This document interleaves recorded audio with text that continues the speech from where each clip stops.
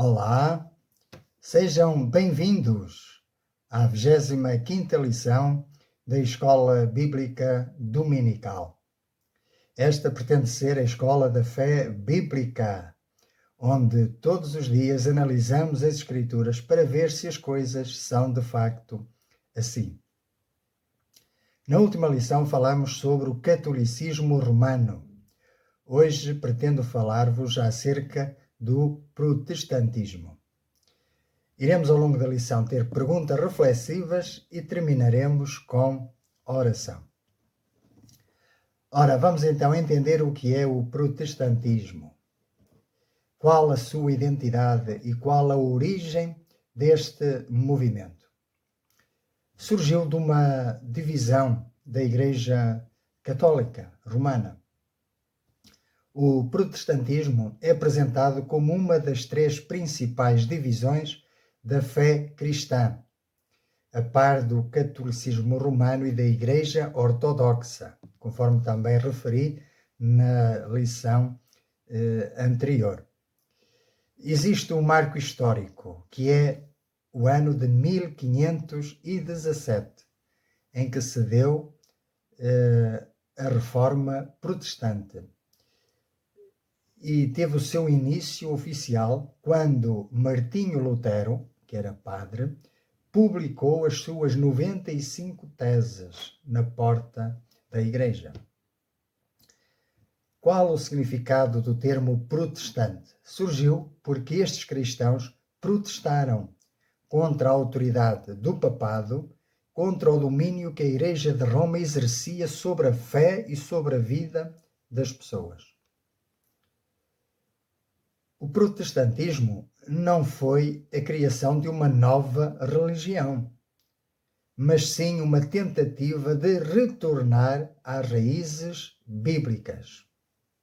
O protesto não era apenas uma revolta política, mas era um clamor pelo resgate da verdade que tinha sido sufocada por tradições humanas e por decretos, por dogmas papais. Em Jeremias capítulo 6, versículo 16, nós lemos: Ponde-vos nos caminhos e vede, e perguntai pelas veredas antigas, qual é o bom caminho, e andai por ele. Para os reformadores, as veredas antigas eram as Escrituras, e somente elas, as Escrituras sagradas, livres das interpretações impostas pelo sistema romano. Observemos a diversidade dentro do movimento reformado. O protestantismo não foi um bloco único, mas é composto por várias denominações com figuras históricas diferentes de relevo. Por exemplo, a Igreja Luterana está associada diretamente a Martinho Lutero, o pioneiro da Reforma.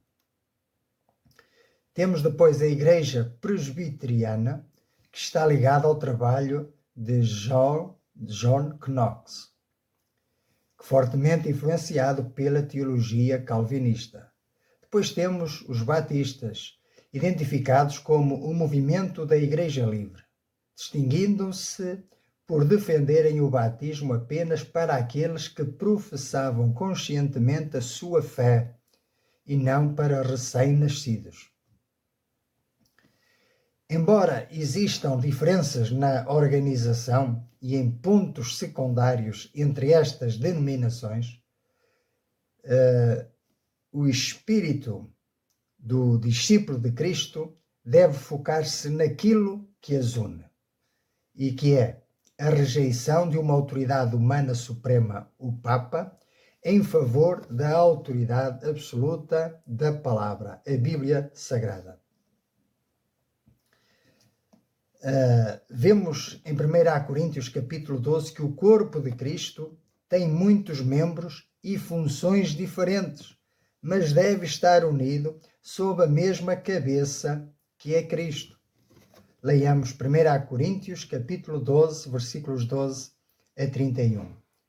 porque assim como o corpo é um e tem muitos membros, e todos os membros, sendo muitos, constituem um só corpo, assim também com respeito a Cristo, pois em um só Espírito todos fomos batizados em um corpo, quer judeus, quer gregos, quer escravos, quer livres. E a todos nós foi dado beber de um só Espírito, porque também o corpo não é um só membro, mas muitos. Se disser o pé, porque não sou mão, não sou do corpo, nem por isso deixa de ser do corpo. Se o ouvido disser, porque não sou olho, não sou do corpo, nem por isso deixa de o ser. Se todo o corpo fosse olho, onde estaria o ouvido? E se todo fosse ouvido, onde estaria o olfato?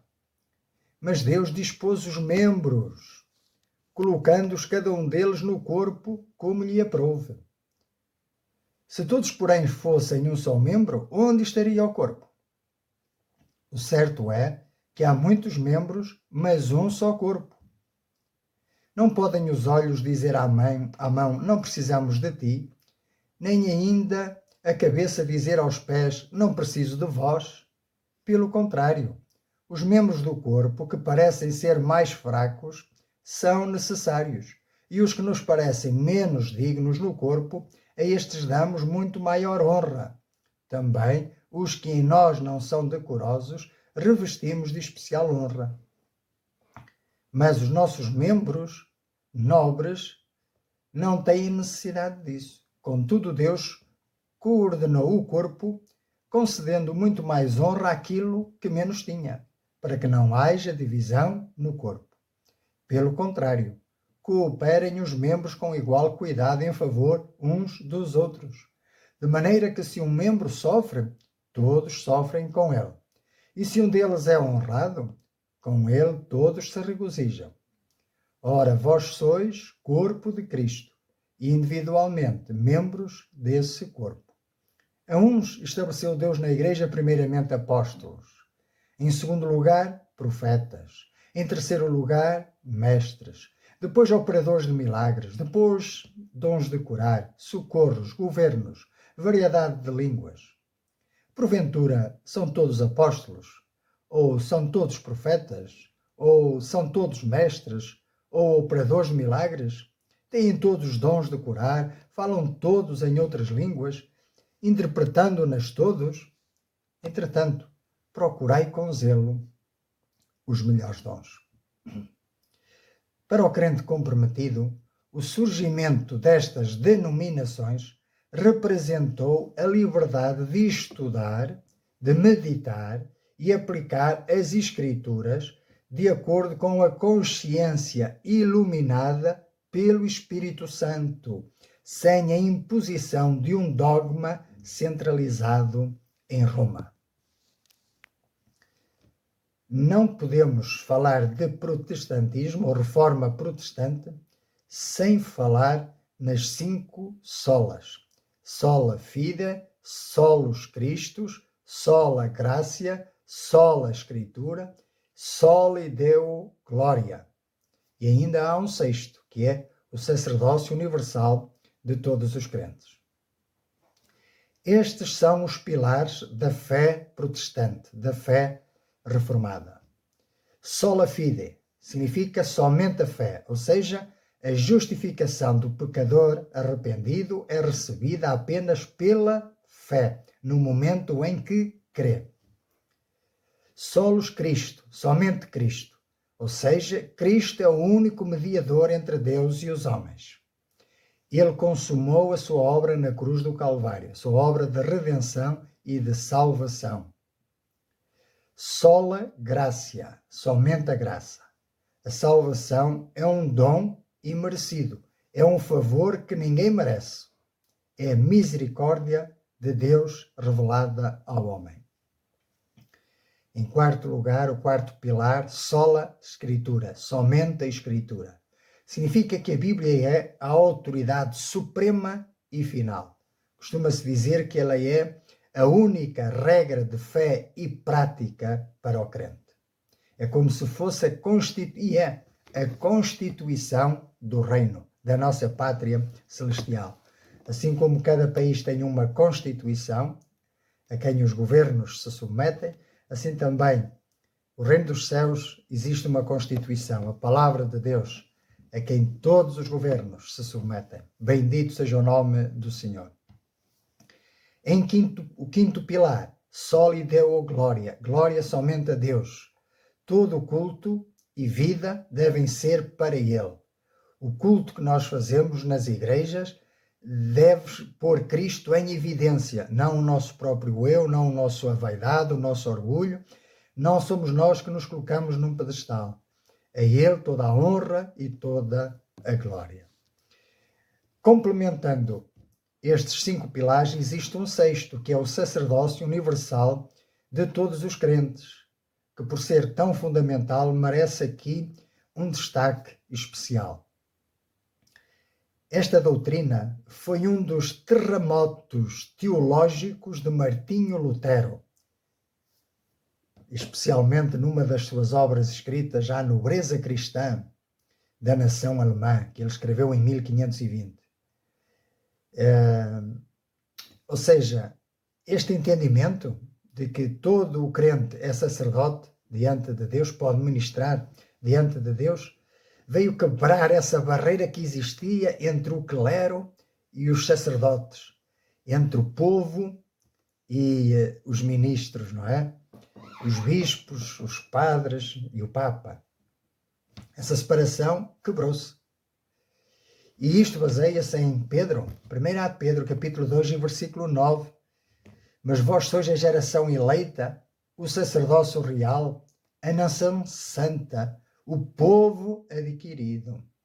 E podíamos continuar mais versículos que estão dentro deste tema. E em Apocalipse, capítulo 1, versículo 6, que diz que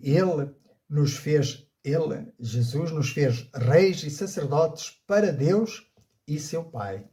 Bendito seja o nome do Senhor. Ora, isto fala-nos de um acesso direto a Deus. Isto significa que nenhum crente precisa de um intermediário humano, um padre, um santo ou até Maria, para chegar a Deus. O véu do templo, diz a Bíblia, que se rasgou quando Jesus deu o último suspiro na cruz, e ele rasgou-se de alto a baixo. Foi uma obra milagrosa, foi de cima para baixo. Foi Deus quem o rasgou. Foi Deus quem abriu acesso para termos acesso ao lugar santíssimo, à presença de Deus. Bendito seja o nome do Senhor. O véu do templo rasgou-se. Agora temos livre acesso ao trono da graça pelo sangue de Jesus. Vejam que privilégio. Hebreus capítulo 10, versículos 19 a 25 descreve precisamente isto. Tendo, pois, irmãos, intrepidez para entrar no Santo dos Santos pelo sangue de Jesus, pelo novo e vivo caminho que ele nos consagrou pelo véu, isto é, pela sua carne, e tendo grande sacerdote sobre a casa de Deus, aproximemo-nos com um sincero coração, em plena certeza de fé, tendo o coração purificado da má consciência e lavado o corpo com água pura. Guardemos firme a confissão da esperança sem vacilar, pois quem fez a promessa é fiel. Consideremo-nos também uns aos outros para nos estimularmos ao amor e às boas obras. Não deixemos de congregar-nos, como é costume de alguns, antes façamos admoestações e tanto mais quanto vedes que o dia se aproxima. Então temos agora livre acesso diante de Deus. O Senhor Jesus abriu-nos o caminho, Ele está à direita do Pai e Ele intercede por nós no céu, e o Espírito Santo que habita em nós intercede por nós aqui na terra. Bendito seja o nome do Senhor. Os reformadores ensinaram também a dignidade da vocação. Ou seja, diante de Deus nós fomos chamados com uma santa vocação. Não existe diferença entre aquele que barre o salão da igreja, entre aquele que fica à porta para receber as pessoas, entre aquele que ministra a palavra. Não existe essas diferenças. Todos somos iguais diante de Deus. Aliás, a palavra de Deus nos aconselha a nos submetermos uns aos outros e a considerar os outros superiores a si mesmo. Este é o amor cristão. Bendito seja o nome do Senhor. E quando o mundo nos vir a servir assim a Deus e a amarmos uns aos outros, reconhecerão que somos discípulos de Cristo. Todo o trabalho feito para a glória de Deus é um serviço sacerdotal. Ora, se todos somos sacerdotes, isto quer dizer que todos somos responsáveis. Temos responsabilidade de ler a palavra, meditar na palavra, interpretar a palavra, defender a palavra e, sobretudo, aplicá-la à nossa vida. A interpretação da Bíblia não é monopólio de uma elite eclesiástica. Então a responsabilidade é nossa, é de cada um de nós. Esta doutrina é a base da liberdade de consciência. Se a Igreja Romana dizia, crê no que e diz, crê no que a Igreja crê, os reformadores dizem, crê no que as Escrituras dizem, pois tu tens o Espírito Santo para te guiar. O Senhor Jesus, perguntando aos últimos discípulos se eles o queriam também abandonar, o apóstolo Pedro disse, a quem iremos nós, Senhor? Só tu tens as palavras da vida eterna. Bendito seja o nome do Senhor. Queria passar para um momento de reflexão e vamos fazê-lo em 3 pontos. No primeiro, os protestantes sustentam que a Bíblia Sagrada é a única autoridade em matéria de fé e prática. A Igreja Ortodoxa, por outro lado, reconhece a tradição sagrada como igualmente autorizada. A Igreja Católica Romana inclui a tradição sagrada e a autoridade do Papa. Porém, os reformadores expressaram essa distinção com o termo sola Scriptura, somente a Escritura. Os protestantes enfatizam a inspirada palavra de Deus como a nossa autoridade perfeita. E isto se baseia em textos como 2 Timóteo, capítulo 3, versículos 14 a 17. Tu, porém, permaneces naquilo que aprendeste e de que foste inteirado, sabendo de quem o aprendeste, e que desde a infância sabes as sagradas letras que podem tornar-te sábio para a salvação pela fé em Cristo Jesus. É Paulo escrevendo a Timóteo.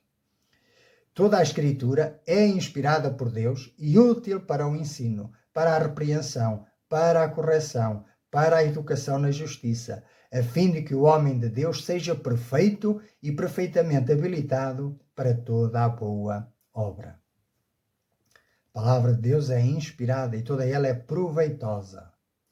2 Pedro, capítulo 1, versículos 18 e 21, diz, ora, esta voz vinda do céu, nós a ouvimos quando estávamos com ele no Monte Santo, no Monte da Transfiguração. Temos assim tanto mais confirmada a palavra profética, e fazeis bem em atendê-la, como a uma candeia que brilha em lugar tenebroso, até que o dia clareie e a estrela da alva nasce em vosso coração, sabendo primeiramente isto, que nenhuma profecia da Escritura provém de particular interpretação, porque nunca jamais qualquer profecia foi dada por vontade humana. Entretanto, homens santos falaram da parte de Deus, movidos pelo Espírito Santo. Isto quer dizer que nenhuma Escritura nasceu do coração humano, mas foram inspirados pelo sopro do Espírito Santo. Uma segunda reflexão. Os protestantes apegam-se somente à fé como o único requisito para obter a salvação à parte das obras. A Igreja Católica Romana exige a guarda de 7 sacramentos e muitas vezes fala de obras como parte da salvação de uma pessoa. No entanto, Efésios 2, 8, 9 e 10 apoia claramente a doutrina protestante de que a salvação é somente pela graça por meio da fé e somente em Cristo, pois diz, porque pela graça sois salvos, mediante a fé, e isto não vem de vós, é dom de Deus, não vem das obras, para que ninguém se glorie. Uma terceira reflexão que podemos fazer é que os protestantes acreditam em viver somente para a glória de Deus. embora o ensino católico romano concorde com essa crença, muitas vezes é expresso em conjunto com a obediência fiel à Igreja e aos seus líderes e à sua doutrina. Em contraste, os protestantes ensinam o sacerdócio de cada crente, conforme declarado em 1 Pedro capítulo 2, versículo 9, como já lemos atrás, mas vamos repetir. Vós, porém, sois raça eleita, sacerdócio real, nação santa, povo de propriedade exclusiva de Deus, a fim de proclamardes as virtudes daquele que vos chamou das trevas para a sua maravilhosa luz. Bendito seja o nome do Senhor. Os protestantes rejeitam o sistema do sacerdócio católico e, em vez disso, juram fidelidade a Deus e à sua glória, afirmando os dons de cada seguidor de Jesus Cristo. Ou seja, nós afirmamos aquilo que a Bíblia afirma, que os dons de Deus são distribuídos pelo Espírito Santo. Romanos capítulo 12, versículos 3 a 8. Porque pela graça que me foi dada, digo a cada um dentre vós que não pense de si mesmo além do que convém. Antes pense com moderação, segundo a medida da fé que Deus repartiu a cada um. Há uma medida de fé que Deus repartiu a cada um. Porque assim como um só corpo, ou melhor, num só corpo temos muitos membros, mas nem todos os membros têm a mesma função, assim também nós, com quantos muitos, somos um só corpo em Cristo e membros uns dos outros. Tendo, porém, diferentes dons segundo a graça que nos foi dada, se profecia, seja segundo a proporção da fé. Se ministério, dediquemo-nos ao ministério, ou o que ensina, esmere-se no fazê-lo, ou o que exorta, faça-o com dedicação, o que contribui com liberalidade, o que preside com diligência, quem exerce misericórdia com alegria. Bendito seja o nome do Senhor. E agora 1 Coríntios, capítulo 12, os primeiros 11 versículos. A respeito dos dons espirituais, não quero, irmãos, que sejais ignorantes. Sabeis que outrora, quando erais gentios e estáveis, a conduzir-vos aos ídolos mudos, sendo, segundo erais guiados. Por isso vos faço compreender que ninguém que fala pelo Espírito de Deus afirma anátema Jesus, ou Jesus é anátema. Por outro lado, ninguém pode dizer Senhor Jesus, senão pelo Espírito Santo. Ora, os dons são diversos, mas o Espírito é o mesmo. E também há diversidade nos serviços, mas o Senhor é o mesmo. E há diversidade nas realizações, mas o mesmo Deus é quem opera tudo em todos. A manifestação do Espírito é concedida a cada um, visando a um fim proveitoso, porque a um é dada, mediante o Espírito, a palavra da sabedoria, e a outro, segundo o mesmo Espírito, a palavra do conhecimento, a outro, pelo mesmo Espírito, a fé, a outro, no mesmo Espírito, dons de curar, a outro, operações de milagres, e a outro, profecia, a outro, discernimento de espíritos, a um, variedade de línguas, e a outro, capacidade para interpretá-las. Mas um só e mesmo Espírito realiza todas estas coisas, distribuindo-as como lhe apraz a cada um individualmente. Vemos que nos últimos dias o protestantismo ou a fé bíblica tem alcançado muitas pessoas para Cristo, tem alcançado muitas pessoas para este Evangelho, que são palavras de vida. Jesus Cristo disse, se eu vos libertar, verdadeiramente sereis livres. Conhecereis a verdade e ela vos libertará. Eu quero fazer aqui um momento de reflexão contigo. E quero que tu te interrogues a ti mesmo e vejas como está a tua vida diante de Deus, diante das Escrituras, como é que estás a viver a tua fé,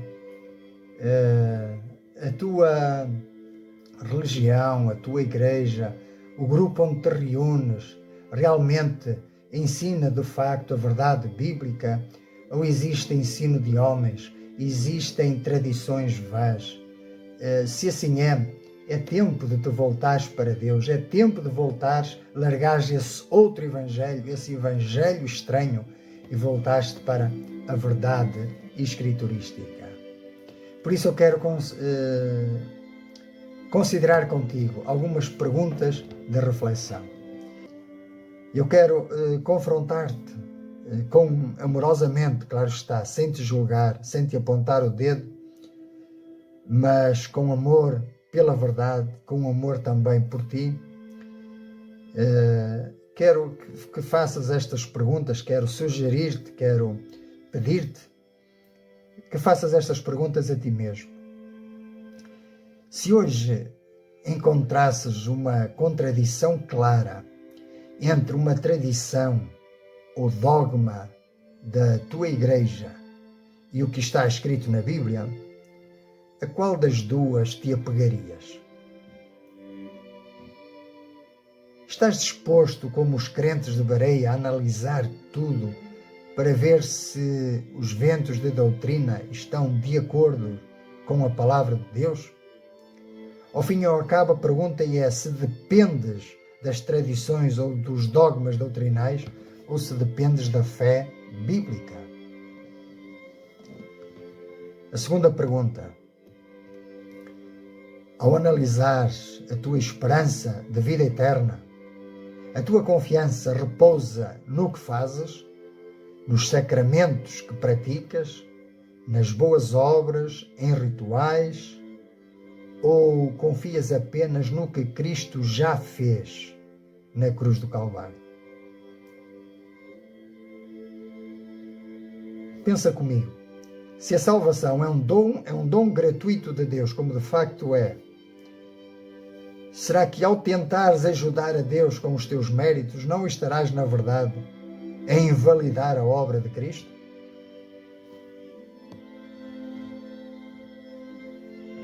Terceira e última pergunta. No teu dia-a-dia espiritual, sentes que necessitas de intermediários humanos, ou até santos, sacerdotes, mediadores, anjos, ou até Maria? Sentes que precisas desses intermediários para que as tuas orações cheguem ao Pai? Ou acreditas que o crente é um sacerdote diante de Deus que pode orar diretamente a Deus, pode confessar os seus pecados diretamente a Deus, crendo que Ele é galardoador dos que o buscam? Crês que Jesus Cristo é o único mediador entre Deus e o homem? Confias nele? É Ele que dirige os teus pedidos? Pois bem, se hoje queres mudar de vida, se hoje, ao ser confrontado com a verdade das Escrituras, sentes que há algo errado em ti, que precisa mudar, e se queres dar esse passo de fé em direção ao Evangelho, pedir-te que Jesus mude a tua vida, que te receba como filho, então eu quero sugerir-te que o faças de livre e espontânea vontade, que faças tuas estas minhas palavras em oração. Senhor Deus e bendito Pai, Todo-Poderoso, justo Juiz, santo e bom, aproxima-me de Ti reconhecendo a Tua santidade. A Tua palavra diz que todos pecamos e estamos destituídos da glória de Deus. Eu reconheço a minha condição de pecador e confesso que sou um pecador. Para além disso, sou um pecador perdido e condenado pelas minhas próprias transgressões, e que não há obra ou mérito em mim que possa alcançar a minha salvação. Neste momento, pela Tua graça, eu me arrependo. Peço perdão por ter vivido longe de Ti, seguindo os meus próprios caminhos e a minha própria justiça. Eu creio de todo o meu coração que o Teu Filho Jesus Cristo morreu na cruz em meu lugar. Creio que o Seu sangue é o único sacrifício suficiente para purificar todo o meu pecado e que Ele ressuscitou ao terceiro dia para a minha justificação. Senhor Jesus, eu te recebo hoje como o meu único e suficiente Salvador. Renuncio a toda a confiança em religiões, em santos ou no meu próprio orgulho. Confesso-te também como o Senhor da minha vida. Toma as rédeas do meu caminho e transforma o meu coração e renova a minha mente. Obrigado, Pai, porque pela fé no Teu Filho passo agora da morte para a vida e da condenação para a Tua paz. Escreve o meu nome no livro da vida e guia-me pelo Teu Espírito Santo a viver para a Tua glória, segundo a Tua palavra. Em nome de Jesus. Amém. Amém. Que o Senhor te abençoe, que continues firme na palavra, é por ela que Deus fala contigo. Através da oração tu falas com Deus e é pela fé que nós falamos com Deus e cremos que Ele responde às nossas orações. Junta-te também com outros crentes que tenham esta fé bíblica para juntos sermos edificados, corrigidos, consolados e edificados em amor e que tudo seja para a honra e glória de Deus Pai, em nome de Jesus. Amém. E até à próxima lição, se Deus permitir.